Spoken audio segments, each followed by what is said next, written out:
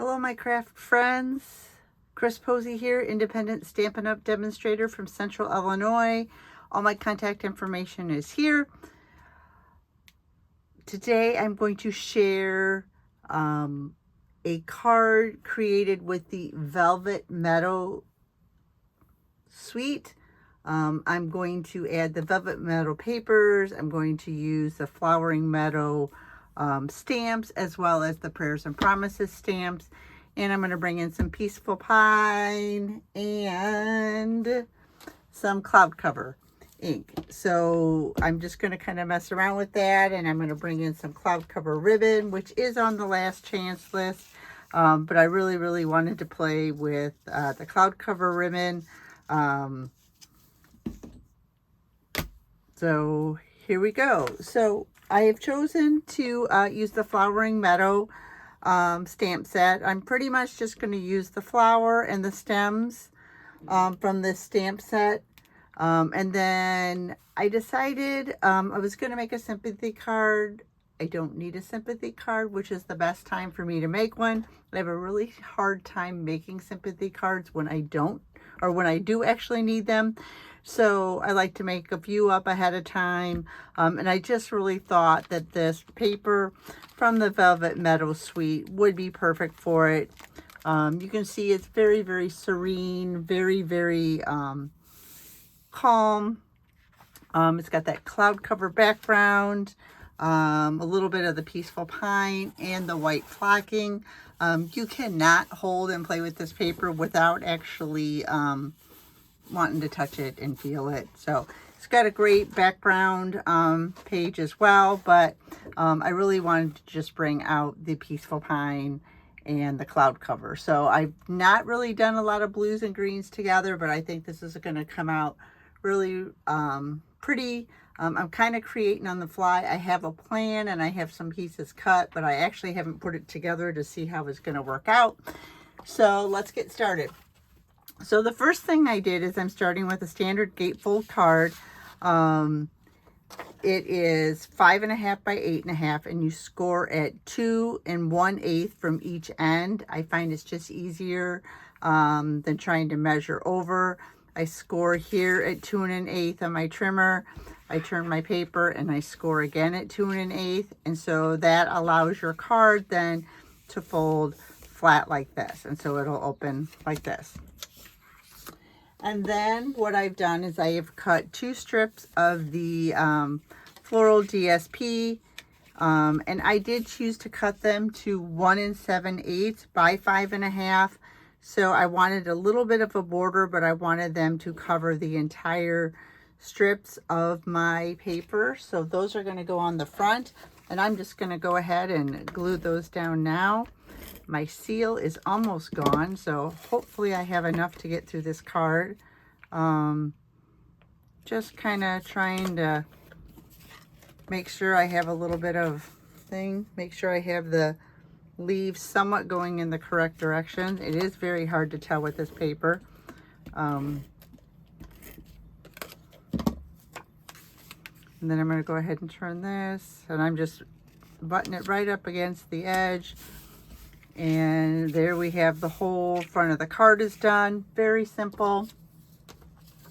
I have chosen to do, my sentiments are going to be on this white circle. So I did a 1 7/8 inch white circle, and then I did a 2 inch of the Peaceful Pine.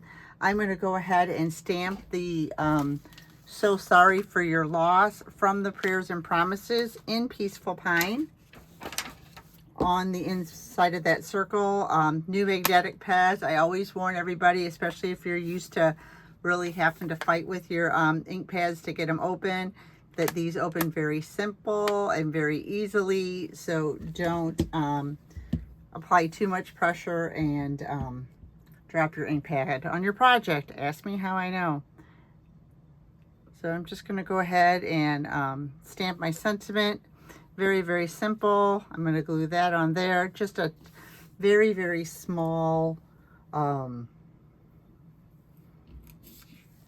focal point there.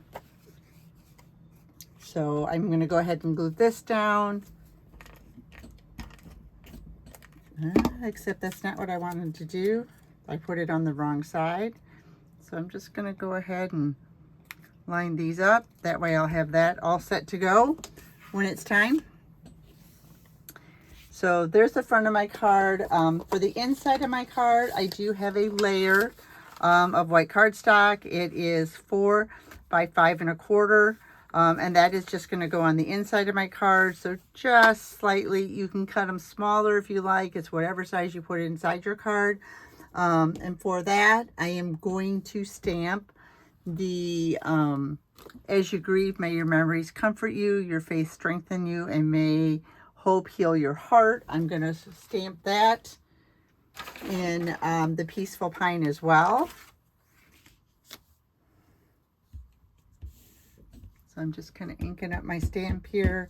I find that these are pretty juicy. You don't have to do a whole lot to them. If you're worried, you can always walk your stamp across there. But I'm just kind of holding it there for a second, letting the ink transfer. And there I have my image. Now, my thoughts were to, I'm going to leave that open for a minute, is to go ahead and bring in some flowers here. And so I did pull the flowers and the stem, this flower and this stem set from the Flowering Meadow stamp set. And so I'm going to stamp my flowers in cloud cover. Hopefully this is pretty inky. I haven't, feels like this is very, very dry, so I may need to re-ink this a little bit. I'm going to stamp it on another sheet of paper just to see. Oh, it's going to work. It's got more juice in it than I thought. It's just such a light color that it is hard to see. Now, cloud cover is one of those inks that we don't have a full-size ink pad for because it interacted with the foam ink pad. So who knows, maybe if cloud cover sticks around when they decide, or when they change all to the linen pads, maybe we'll get cloud cover back in a full-size ink pad. But it does create just a very, very subtle light color.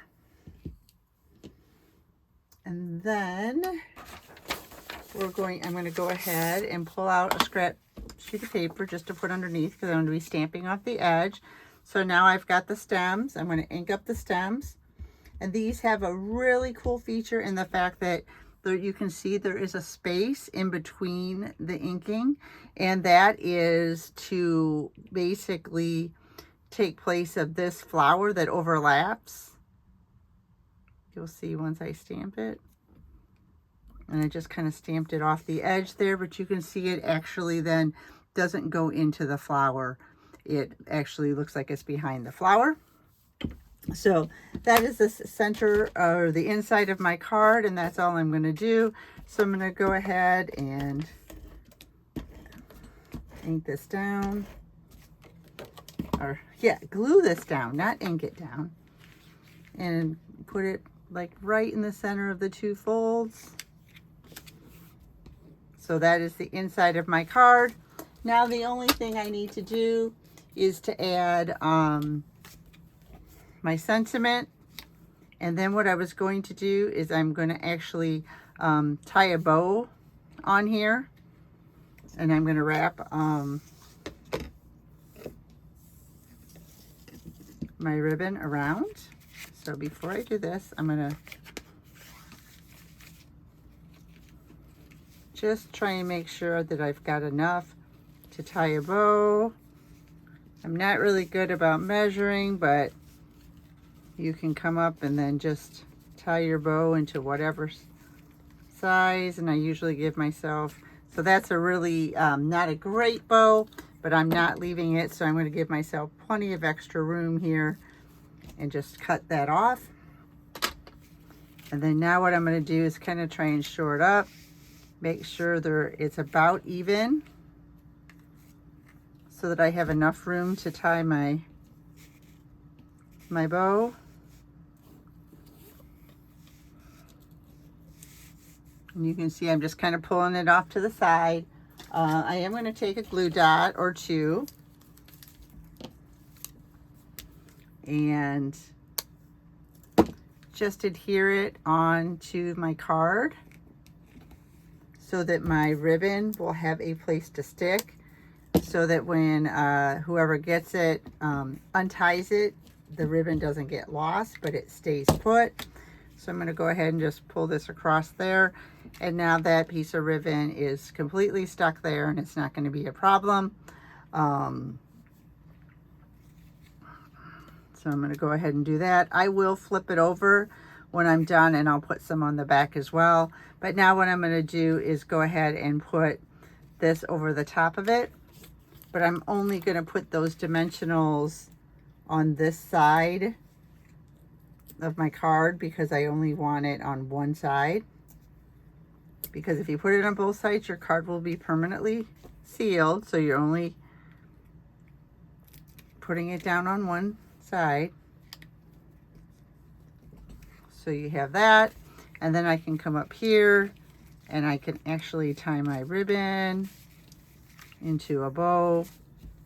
And because I left lots of space, I'm going to have lots of, I can make this ribbon as big or as little as I want. And then I can come back and I can trim this.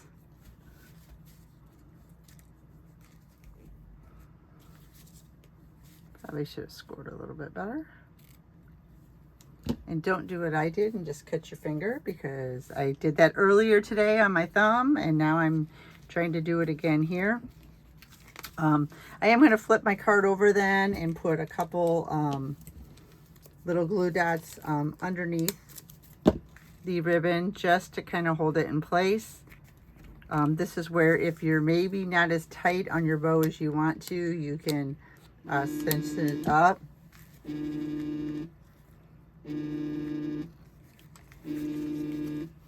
And there you go. There's my simple card for this. Now you can come and you could add other embellishments if you want, but I prefer to just leave it plain and simple. Have a great day.